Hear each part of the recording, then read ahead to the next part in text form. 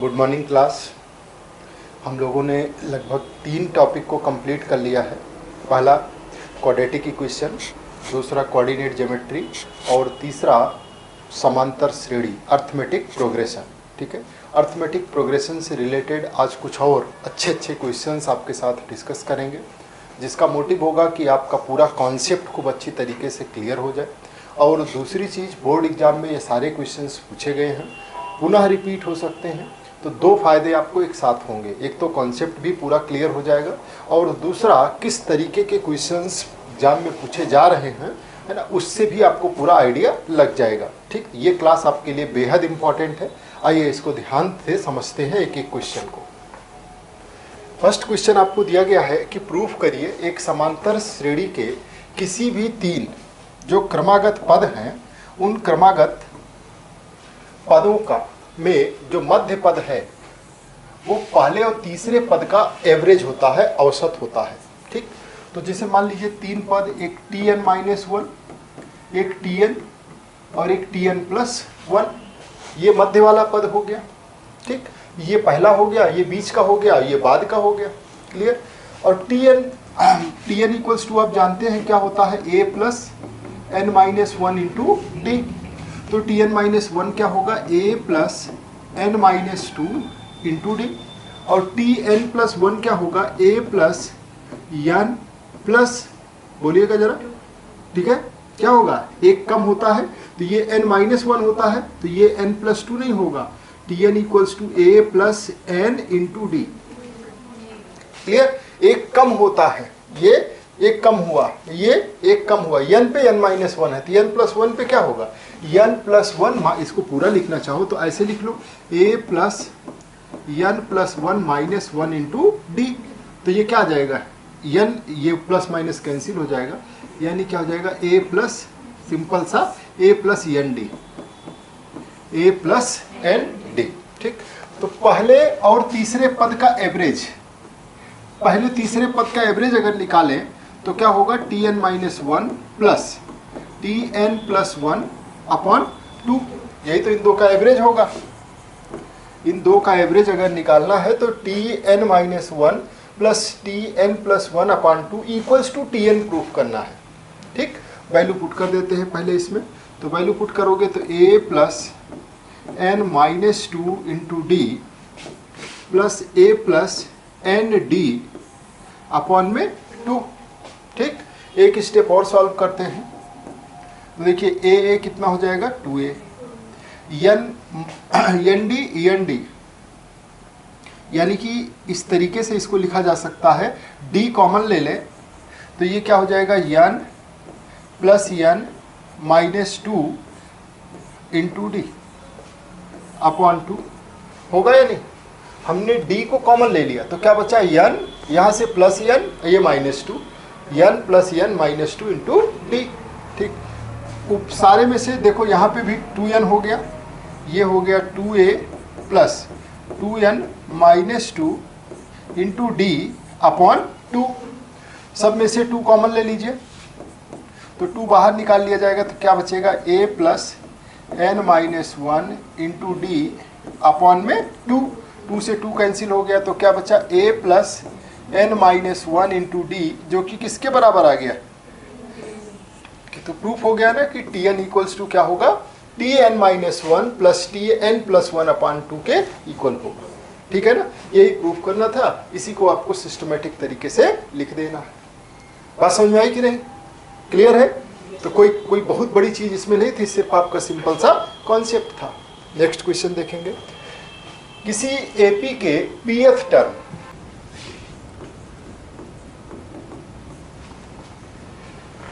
AP के pth term की बात की गई है। चूंकि स्मॉल a दे रखा है इसलिए प्रथम पद हमने a ले लिया, प्लस p-1, सर्वांतर को क्या ले लिया, d, इक्वल्स टू क्या आ गया, ये a। ठीक, tq, ये क्या हो गया, a, इसका भी पहला पद, ये q-1 into d is equals to b। आपको फाइंड आउट करना है r की वैल्यू, यानी टी आर क्या होगा अब इस हिसाब से a plus r minus 1 into D. ठीक, यहाँ से a और d की वैल्यूज हम फाइंड आउट करने की कोशिश करते हैं।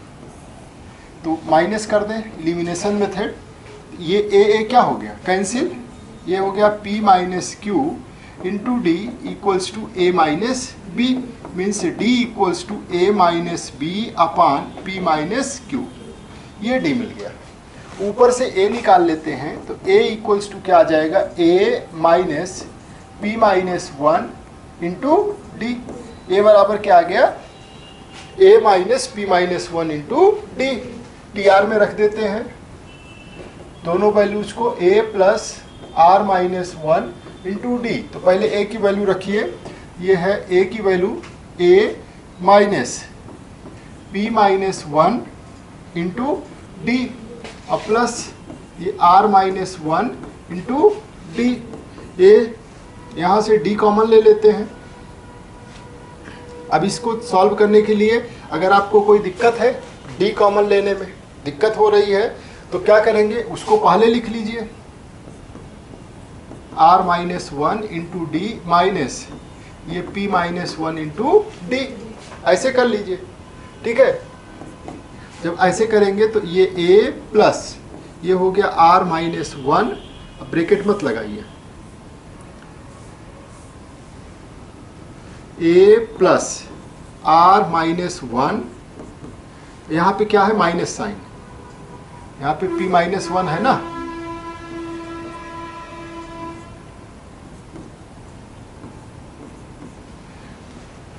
तो r माइनस, ये माइनस साइन अंदर जाएगा तो इसको माइनस p, इसको प्लस 1 कर देगा, इंटू यहाँ पे क्या रहेगा, बड़ा सा d, 1 1 कैंसिल हो जाएगा, और ये a plus r minus p और इंटू डी। डी की वैल्यू यहाँ से रख दीजिए, a minus b upon p minus Q.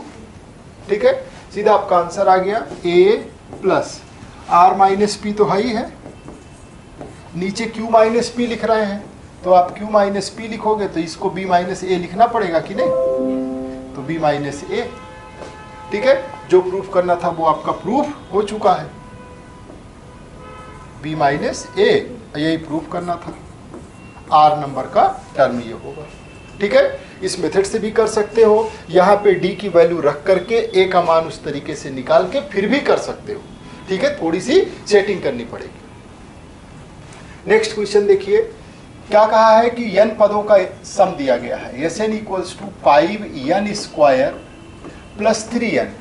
तो उसका फर्स्ट पद और कॉमन डिफरेंस बताना है। Sn इक्वल्स टू दिया है तो Tn इक्वल्स टू निकालना पड़ेगा, और Tn इक्वल्स टू क्या होता है, Sn माइनस Sn माइनस 1, यानी 5n square plus 3n minus, ये क्या हो जाएगा, 5n माइनस 1 का whole square plus 3n minus 1।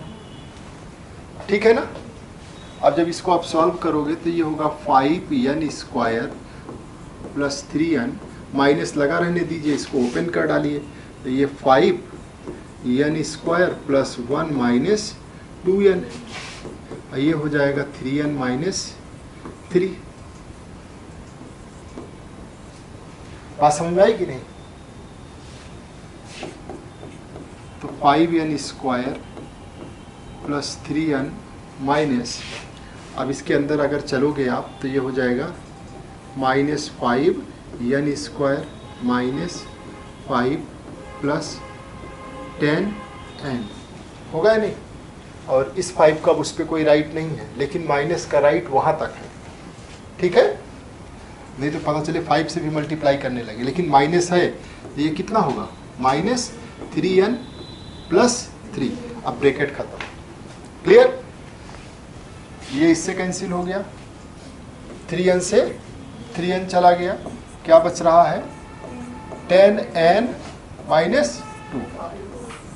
ठीक है ना, 10n, और ये इसमें से माइनस होके क्या बचेगा, माइनस 2। फर्स्ट पद निकालना, ये tn आ गया, और t1 क्या होता है, पहला पद, यानी 10 इंटू 1 माइनस 2, ये कितना आ गया, 8। बात समझ आई कि नहीं आई। ये पहला आ गया, t2 निकाल लो, t2 बराबर क्या होगा, 10 इंटू 2 माइनस 2, 20 माइनस 2 कितना हो जाएगा 18, T2 minus T1 18 minus 8, T2 minus T1 तो 18 माइनस 8 कितना हो जाएगा 10। तो कॉमन डिफरेंस कितना मिल गया 10। तो आपको दोनों आंसर मिल गया। A इक्वल्स टू पूछा गया था, D इक्वल्स टू पूछा गया था और ये दोनों आपको आंसर्स मिल चुके। क्लियर? चलिए नेक्स्ट क्वेश्चन देखिए। एक AP का 8वां पद 37 है, T8 equals to A plus 7D is equals to 37। इसका जो 13 नंबर का पद है तो वो क्या होगा A plus 12D equals to कितना 20वां पद ज्ञात करना है। तो 20वां पद क्या होगा A plus 19D, A plus 19D, ठीक है ना। अब देखिए माइनस माइनस माइनस, तीनों को हमने क्या कर दिया माइनस। यहां से तो ये कैंसिल हो गया, यहां से क्या मिल जाएगा माइनस, ठीक है।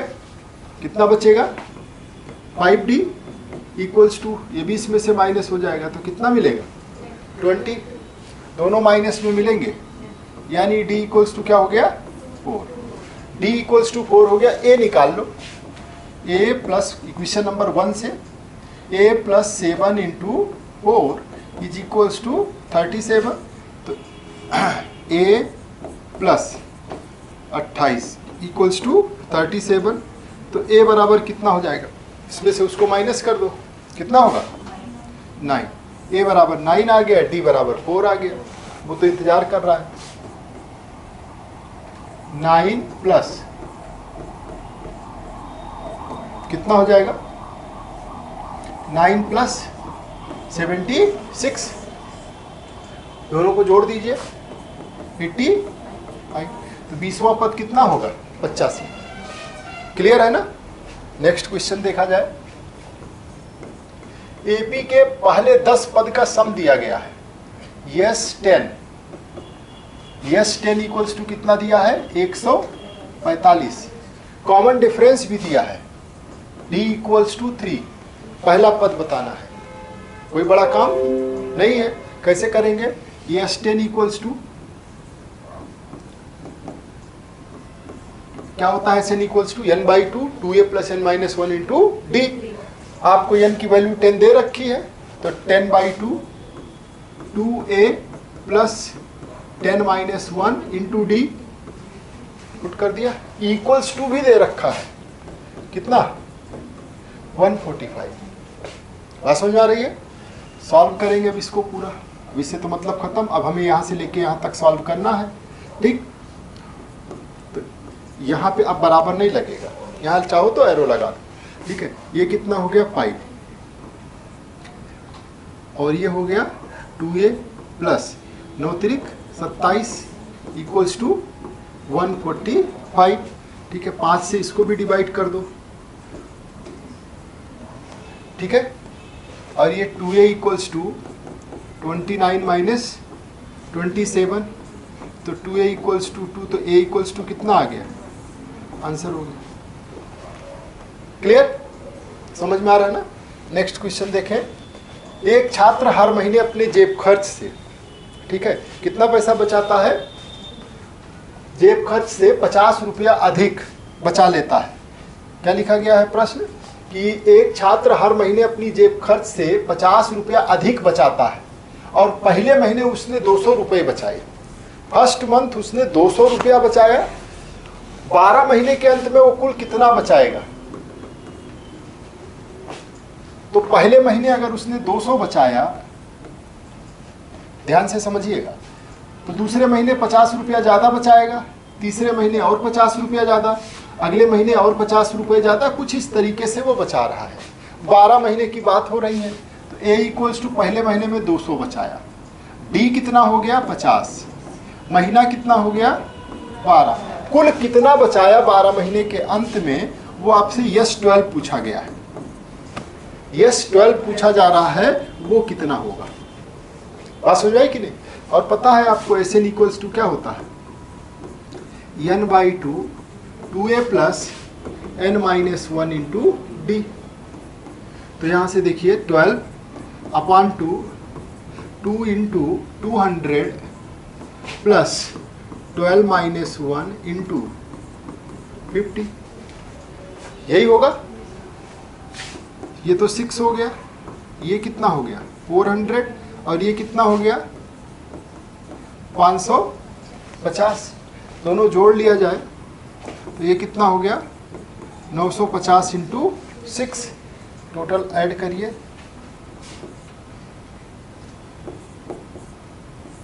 यही आएगा।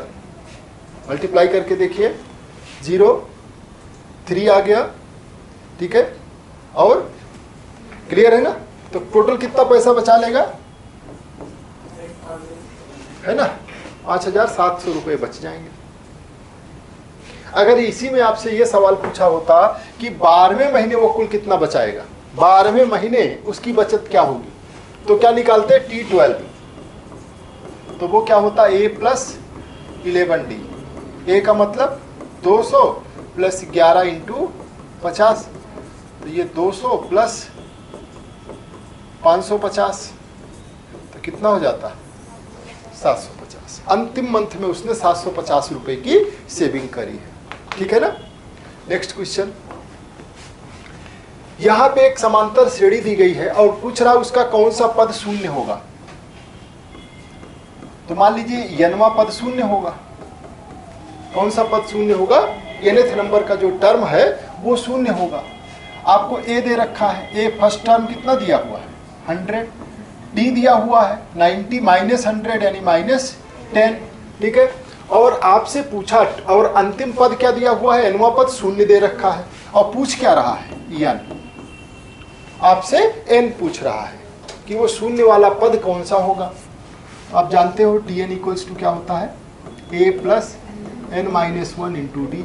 ये 0 दिया है, ये 100 दिया है, ये n - 1 है, और d की वैल्यू कितनी दे रखी है -10, यानी 100 = n - 1 × 10, ठीक है। 100 इधर कर लिया, माइनस बराबर हो गया, ठीक है। 10 से ये एक कैंसिल हो गया, n बराबर कितना आ गया 11वां पद शून्य होगा। इस सीरीज का जो 11वां पद होगा वो क्या होगा, वो शून्य होगा, ठीक है। तो कैसे करेंगे, ये nवां पद शून्य दिया हुआ है, पहला पद दिया हुआ है, कॉमन डिफरेंस दिया है, n की वैल्यू पूछा था, n निकाल दो, वही आंसर हो गया। समझ में आ रहा है ना। नेक्स्ट क्वेश्चन देखिए, का कौन सा पद 185 होगा। यहां पे क्या दिया है, Tn = 185।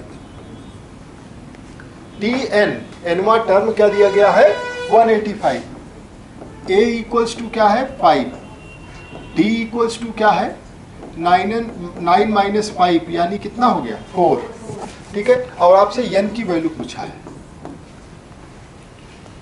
ठीक, कौन सा होगा, तो आपने लिख दिया Tn = क्या होता है A + n - 1 × d। ये 185 = 5 + n - 1 × d का मतलब कितना हो गया 4। यहां से इसको माइनस करोगे तो क्या बचेगा 180 = n - 1 × 4। बात समझ में आई। 4 से डिवाइड किया जाए इसको, तो 4 से डिवाइड करोगे तो कितनी बार जाएगा 45 = n - 1, तो n = कितना आ गया, तो 46वां पद इसका जो होगा इस सीरीज का वो क्या होगा 101, 46वां पद 185 होगा। समझ में आई बात। कॉमन डिफरेंस कितना चल रहा है 4 4 का। कोई डाउट किसी को, क्लियर है ना। ठीक, नेक्स्ट क्वेश्चन देखिए, यदि किसी एपी के पहले 3 पद दिए गए तो पहले तो कॉमन डिफरेंस बताइए। x - 2 है, दूसरा पद है x और फिर x + 2 है, तो ये तो T1 है, ये T2 है, ये T3 है। T2 - T1 करोगे तो D मिलेगा।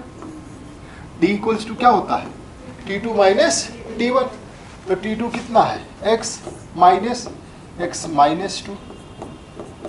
तो x - x + 2 इसको हटा दिया तो क्या मिल गया 2, तो डी की वैल्यू कितनी मिल गई 2। कॉमन डिफरेंस या चेक कर लो और T3 माइनस T2, तो T3 माइनस T2 का मतलब x प्लस 2 माइनस एक्स, ये इससे कैंसिल हो गया तो 2, यहाँ से भी d कितना मिल गया 2, मतलब सर्वांतर तो क्लियर है। बताइए कि क्या ये AP है, तो कॉमन डिफरेंस सेम है। T2 minus T1 equals to, ऐसे लिखेंगे कि T2 minus T1 equals to T3 minus T2 है, इसलिए ये क्या है, ये सीरीज AP है।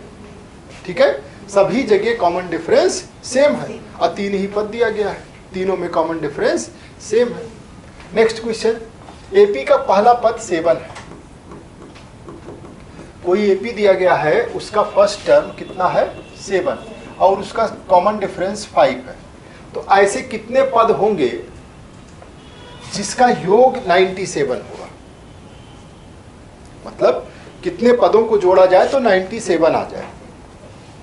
आपको ESN फाइंड आउट करना है। ESN ने n की वैल्यू, ESN तो 97 दे रखा है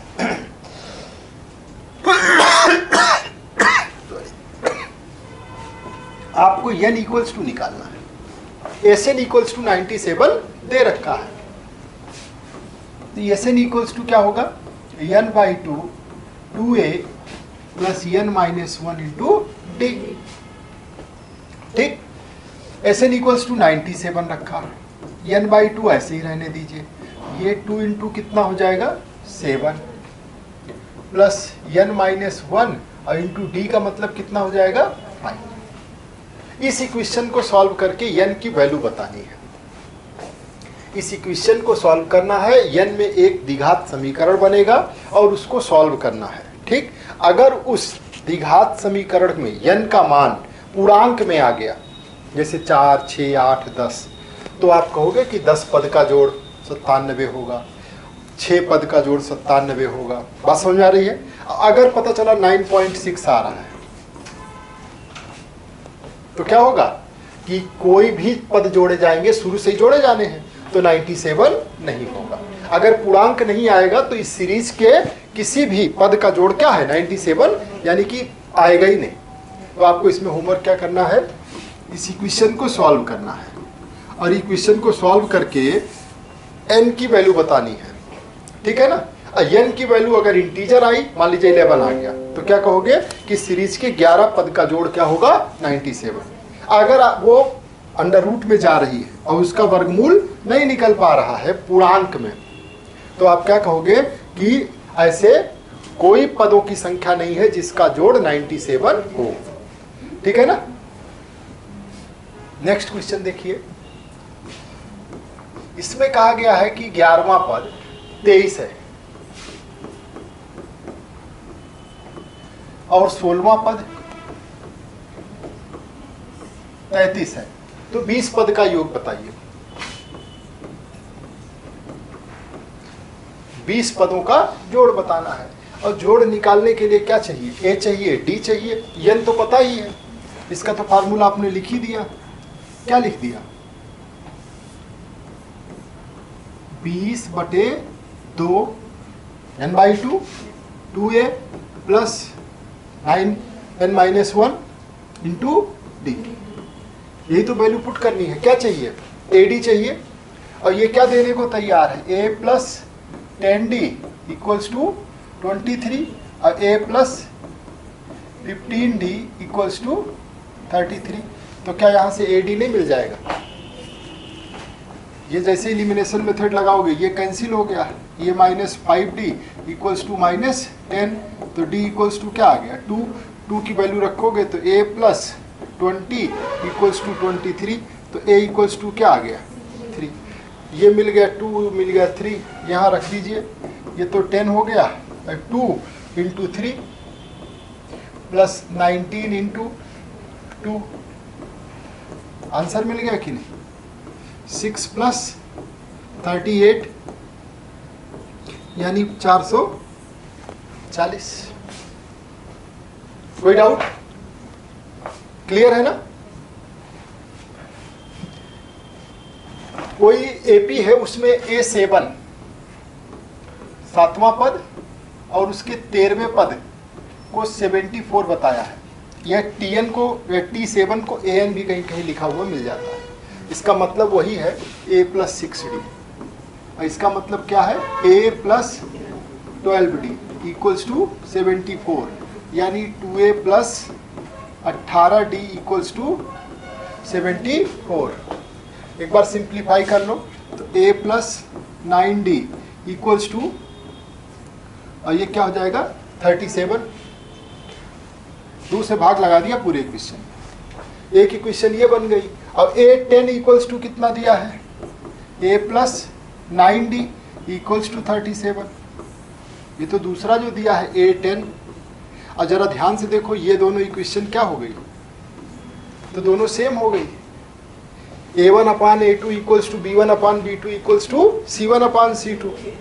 और जब ऐसा हो जाए तो कोई हल नहीं होगा, तो आप क्या लिखोगे, इस दिए गए इक्वेशन के लिए एज सच a और d की कोई वैल्यू नहीं होगी। क्यों? क्योंकि यहाँ पे a1/a2 = b1/b2 = c1/c2 आ गया। और ये तो आपने कंडीशन दो चरों के रैखिक समीकरण में देखी है, अभी आगे देखेंगे कि जब a1/a2 is not equals to b1/b2 हो तो यूनिक हल मिलता है। और अगर a1/a2 equals to b1/b2 is not equals to c1/c2 हो जाए तो क्या होगा, अनंत हल होंगे। अब अगर ये हो जाए a1/a2 equals to b1/b2 equals to c1/c2 तो इसमें क्या होगा, कोई, ठीक है ना, बात समझ में। एज सच a और d का कोई मान, क्योंकि दोनों समीकरण क्या हो गए, एक ही हो गए।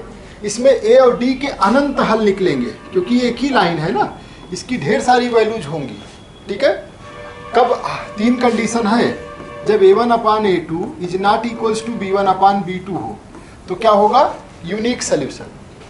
और जब a1/a2 equals to b1/b2 is not equals to c1/c2 तो क्या होगा, तो इस केस में क्या होगा, देखो ध्यान से एक बार लाइन को समझो, ये है और ये है, ये दोनों सेम, स्लोप इनका हमेशा सेम होगा, डिस्टेंस रहेगा।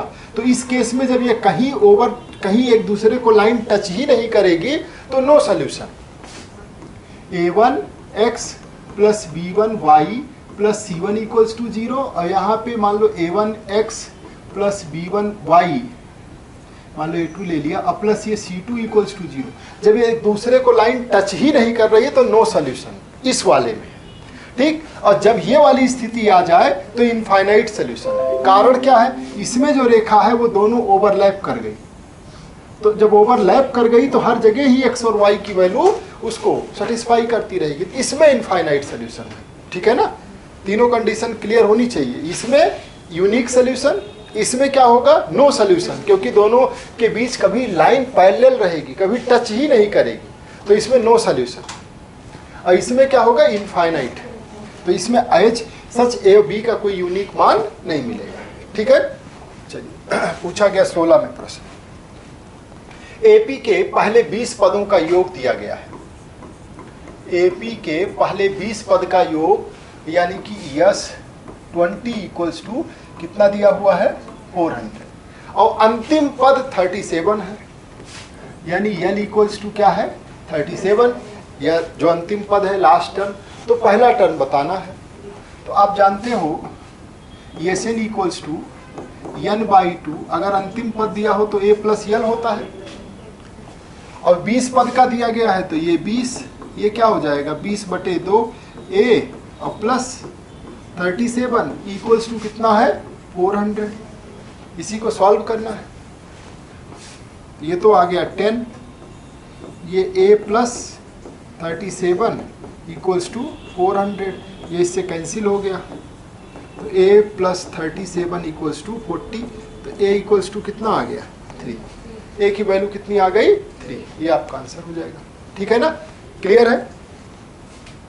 नेक्स्ट क्वेश्चन देखिए, एपी का जो 4th पद है वो कितना है, 10 है, यानी कि 4th टर्म कितना है, 10, और 12 नंबर वाला टर्म कितना है, 26 है। कॉमन डिफरेंस ज्ञात करना है। हो सकता है इसको क्या लिखोगे, a + 3d = 10, ये a + 25d इक्वल्स टू 26, यही तो होगा। हाँ 12वां पद है, ठीक है, एकदम ध्यान रखना है। a plus 11d equals to 26। अब बताइए कोई और कमी, सही है ना, तुरंत निकलता है d, ये कैंसिल हो गया, ये इसमें से कितना आ जाएगा 8d equals to minus 16, d equals to क्या हो गया 2, d इक्वल्स टू 2, ये आपका आंसर। क्लियर है? ये देखिए एक सीढ़ी में 5वीं सीढ़ी की ऊंचाई 20 है, T5 इक्वल्स टू 20, 5वां स्टेप 20 है, और 15वीं सीढ़ी की ऊंचाई वो कितनी है 40, यानी a प्लस 4d दिया हुआ है 20, a plus 14d equals to 40। बात समझ में आई? तो पहले 20 सीढ़ी की कुल ऊंचाई बताना है। कुल ऊंचाई का मतलब 20 सीढ़ियों का जोड़ बताना है। 5वीं सीढ़ी है ये, 5 नहीं, शुरू से 5 नहीं, 5वीं है इसलिए हमने लिया है, और वो 15वीं है। अगर वो कहता पहली 5 सीढ़ियों की तो हम लिखते यस 20। ये सिर्फ 5वीं की बात करता है T5, और ये नीचे से लेकर के पूरे 20 तक की। और यस 20 निकालना है तो क्या चाहिए, देखिए 20/2 2a प्लस 19d, ये तो चाहिए, ad चाहिए इसमें से, ad मिलेगा कि नहीं, माइनस माइनस माइनस, ये कैंसिल हो गया, ये कितना आ गया minus 10d equals to minus 20, ये इससे कैंसिल हो गया, d इक्वल्स टू क्या हो गया 2, d इक्वल्स टू 2 हो गया तो a भी मिल जाएगा, a plus 4 into 2 equals to कितना हो जाएगा 20, तो a इक्वल्स टू 12। ठीक है, यहाँ रख दो, ये तो 10 आ गया, ये 2 इंटू 12 प्लस 19 इंटू 2 तो 10, ये 24 प्लस 38, और 8 4 12, और 3 2 5 1 6 120, ये आपका आंसर हो जाएगा। बात समझ आई कि नहीं? ये सारे मोस्ट इंपॉर्टेंट क्वेश्चंस थे एपी के, जो आपके लेवल के हैं, और ये बार बार रिपीट भी होते हैं। उम्मीद करते हैं आज आपका काफ़ी कॉन्सेप्ट इससे क्लियर हुआ होगा। ठीक है, अब अरिथमेटिक प्रोग्रेशन में कुछ और क्वेश्चन मिसलिनियस हैं जिसको हम आगे क्लास में डिस्कस करेंगे। ठीक है, आपके साथ कोऑर्डिनेट ज्योमेट्री और क्वाड्रेटिक के भी कुछ क्वेश्चंस को लेकर के आएंगे, और नेक्स्ट टॉपिक को शुरू किया जाएगा। ये आपके लिए एक होमवर्क है, इसको करके इसका आंसर दीजिएगा।